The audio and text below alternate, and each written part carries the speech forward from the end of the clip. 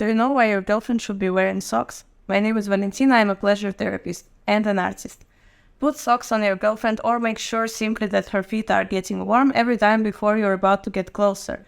And you will see that her chances to climax are increasing by 60% or more. No time to explain, just try it out and thank me later. Hi, I'm with Blanco. Did you know if you bring cocaine to a strip club, you have a 60% higher chance of leaving with a stripper? It's all about humanity.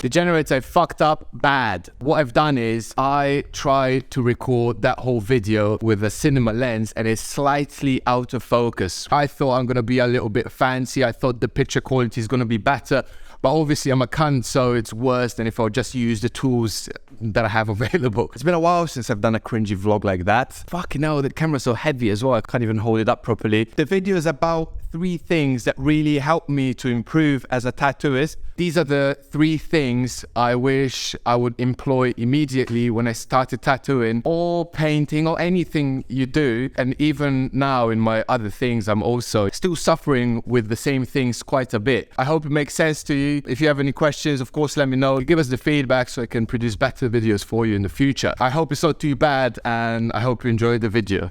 Before we start, I want to quickly address a subscriber's question. Ethne Perez. I'm a beginner. I have only tattooed fake skin before, but I wanted to know what would be the safest way to work with a pen machine and cartridges. Interested in always being safe, sterile, and it's our responsibility to look out for our clients and to be the safest we possibly can be. Now, that's fantastic that you're already that responsible. First, you're going to have to get a safe machine. You're going to just look for pen machines that can be easily disassembled, that you can easily access all parts of the grip and the drive bar. And for the machine to have a smooth surface area so you can easily sanitize it. It's basically just that criteria and then you're fine. This XNet machine I'm using, I'll link in bio, it's not an affiliate link or whatever. It costs like 150 or 110 pounds. It's super cheap. By far my favorite machine I've ever used, and I disassemble it every time before I tattoo and sanitize all the parts. It's super easy, super simple and cheap as well, which is crazy. I hope that answers your question. If not, do let me know. Keep thinking for yourself, bro, and never listen to the brain dead tattooers that will tell you it's fine to use the AIDS wand. It's never fine to put your clients at risk. Never. Anyway, let's get into the actual video. Step 1. Don't be a cunt. Meaning, never come to a session unprepared. You always have to be fully prepared when you start a tattoo session. Never go to work and see if you can just wing it. Always be ready, be armed with designs. You need to have respect for your clients' bodies and you need to respect and appreciate the trust they put in you. Always imagine the tattoo design as a finished product. Imagine how the tattoo is going to look like fresh after you've done it, and imagine how it's going to look like healed. That's going to be very important and it's going to already influence decisions you make in your designs. Use good references, use AI. On the beginning, you're really gonna need to get familiar with your designs and really plan and strategize on how you're gonna execute it. Always try your best to design the tattoo in a way that you're gonna be excited and motivated of tattooing it. When you're actually excited and you enjoy working on your client's piece, that's of course gonna reflect in the end product. I've done that mistake a million times myself. I mean, I used to work in a dump called Rock and Roll. It's like a Amazon fulfillment center, except you don't actually get paid for your work. Bookings were great, but the management team that were doing the actual bookings were constantly over-promising to the clients just to get in the deposit and, you know, to secure the booking. And then us artists, including myself, we were consistently under-delivering. And of course, we looked like the actual idiots. Their incentive was just to book in as many people as possible. So I felt bad for the clients. I've done countless of free sessions in Rock and Roll as well, just because of the complacency in the head office. So I was totally overworked, and the lack of my planning sprinkled in with some alcohol and some parties, it just made it completely impossible to actually plan ahead and to come to work fully prepared, as I should have. Sometimes the pressure, of course, was nice. Some of my best work was designed on the spot and tattooed on the spot.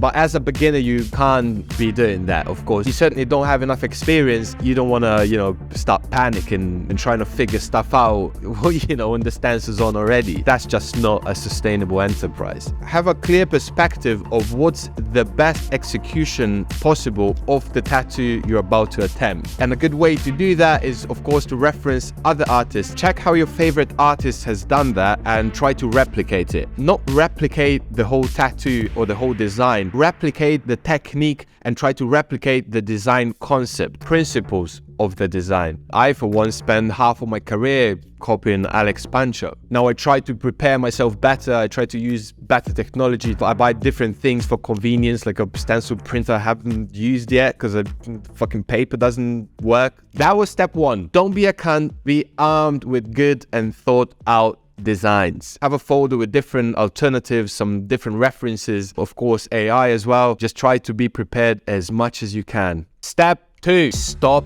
rushing your tattoos, mate. Way too many beginners and even so-called professionals are trying to rush the tattoos and get home by 7. Good, detailed, high-end, high-quality work takes time.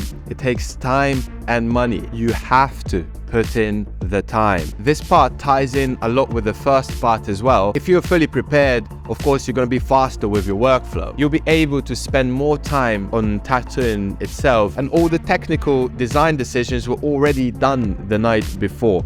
Sizing, positioning, placing, or before the session even. I don't know, maybe wake up at 6 o'clock in the morning like those fucking gangsters on fucking Instagram and Facebook, the motivational speaker cunts, the motherfuckers that take cold showers at fucking 4 o'clock in the morning. I guarantee you no one does that. Fuck's sake, man. If you actually work so hard late nights, there's no fucking way you're waking up at fucking 4 o'clock and getting in a cold shower. Stop the nonsense. Trust me, bro. So there's going to be a lot less guessing work when the client actually arrives at your studio or in your kitchen, which I used to do when I left, rock and roll. It was actually safer. I mean, there were fucking rats in the shop, for Christ's sake. And that wasn't even the issue. The issue was they didn't believe me. They didn't fucking believe me to actually clean the whole shop up and down. Instead, they questioned my integrity, whether I'm being a snowflake again and making that shit up. Meanwhile, I had it on camera, but it was too grainy to actually convince those fucking brain-dead mouth breathers.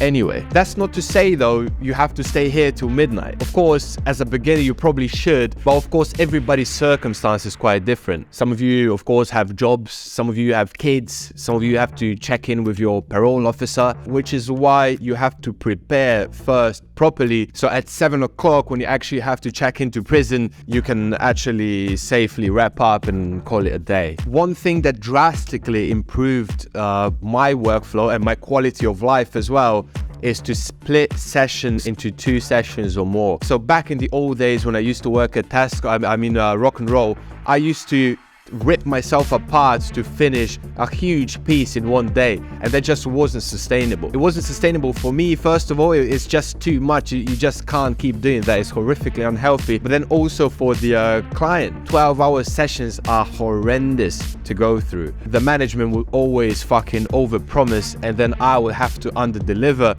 or rip myself apart. Most of the times I didn't have the heart to tell the client, shit, I'm just not gonna finish that for you, or then charge him the same fucking amount again.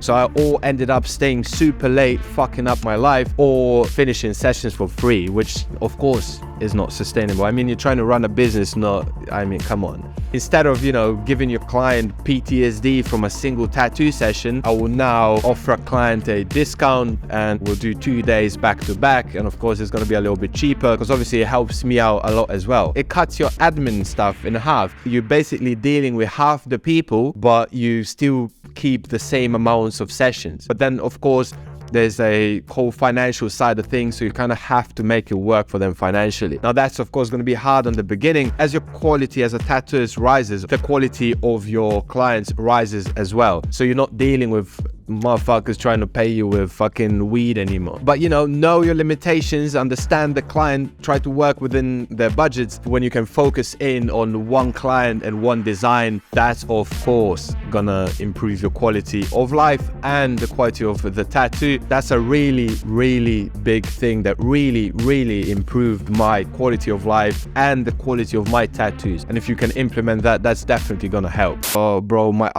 left eye fucking, my I think my left eye's getting lazy, bro, because I had a bad infection. Even if you do small tattoos, and I understand everyone has to make money, and if you make, 5 pieces a day, try to reduce that to maybe 3 or 4 pieces and give them your best. Raise the price for, 10-15% to make up for the loss, and your clients are also going to be happier because at the end of the day, they're going to have a better piece on them. But you can always plan the session properly so you don't rush, and you always communicate to your client what is possible in a day. You always try to manage expectations so they're not disappointed, so you're not disappointed because now you're sitting there for free like an idiot, or you're sitting there till 2 o'clock in the morning to try to please a client because of miscommunication. So there's that. That's step 2. Step 3 or point 3, whatever. This point is super important from a development standpoint, but also from a marketing standpoint. You need to be 100% realistic about your abilities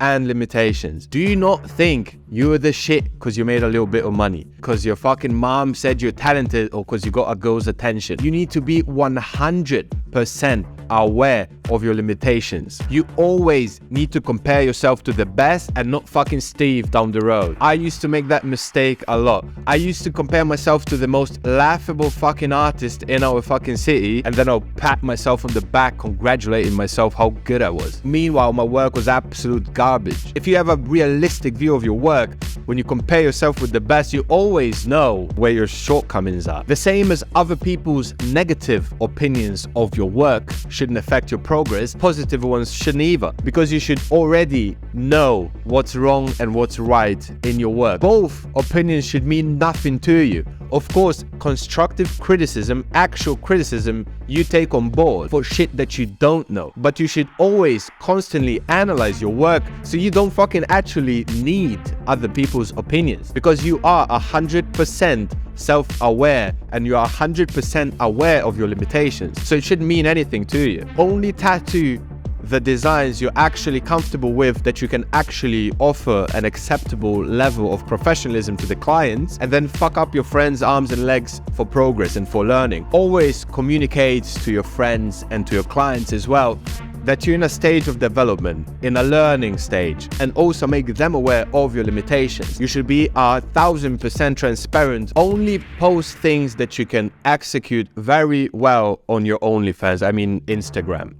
And then on your friends, you can practice all sorts of other things like realism and portraits and whatever, but you still always be honest and always communicate the level of your ability to them. And usually they will trust you. Not trust you necessarily, but they'll let you do it. They'll let you fuck up their arms and legs. There's a funny thing that happens to people when you mention the words free. All bets are off. But of course, never abuse that. Treat your friends as well with respect and try to not do too much damage. Probably just do damage on your guy friends, really, because, leave the girls alone, mate. Anyway, and of course, also do stuff for free. I've done countless of tattoos for free, just in the interest of learning. Here's a couple examples you might know already. I just realized now I had gum in my mouth the whole fucking video. But listen, it's too late now. I'm almost done. It's the last point. Oh, Christ. Kobe. Anyway, too soon? If you don't invest the time to actually get better, you will always be stuck in that loop, low class of tattooists that you're just never gonna get paid enough to make it worthwhile. It's not a fun job unless you're really trying to be an artist. There is plenty of tattooists that aren't artists, and I don't blame them either. If it works for you, all the best. It doesn't work for me. If I'm not excited about things I'm doing, I just won't fucking do them. Basically, I'm just trying to entertain myself, hence for why I'm also doing these videos now, to keep myself busy and keep myself entertained. If you're not in it for the creative side of things, it's just a job like any other, without the benefit of what real jobs can offer. It's always good to explore how you can get creative, and that's not to say that artists that just do script aren't creative. Make bigger script, make better script, explore different styles, calligraphy, fucking graffiti style, whatever. Keep yourself creative and keep yourself entertained, and that's gonna ensure your progress. If you don't like coming to work, in some ways I admire these artists that keep pressing out scripts and pocket watches all day and fucking infinity symbols. What's the point? You might as well work in a fucking factory or rock and roll. Degenerates, thank you so much for watching again. I will try to keep those apprentice series going with some actual useful tips. When I started tattooing 10 years ago, there was nowhere near as much information out there than there is now. It's accessible to anyone, it's cheaper than ever to start now, so that's great. If you're starting now, I'm happy for you. I hope you keep going, stick with it, and if you have any questions, let us know. Stay toxic, and I'll see you soon. GG's.